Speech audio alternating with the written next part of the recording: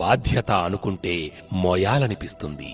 ఒకరిని బాధ పెట్టడం నీటిలో రాయి వేసినంత సులువు, కానీ వారిని తిరిగి మామూలు స్థితికి తీసుకురావడం నీటిలోంచి ఆ రాయిని వెతికి తీసుకొచ్చేంత కష్టం మిత్రమా. అందుకే సాధ్యమైనంత వరకు ఎవరినీ బాధ పెట్టకుండా ఉండటం మంచిది.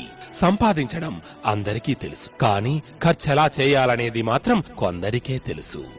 మన అనుకున్న వారి దగ్గర మన విలువ తగ్గినప్పుడు మౌనంగా దూరంగా ఉండటమే ఉత్తమమైనది. వెతికితే దొరికేది నిజం, వెతికి వెతికి చెప్పేది అబద్ధం, వెతక్కుండా దొరికేది నమ్మకం.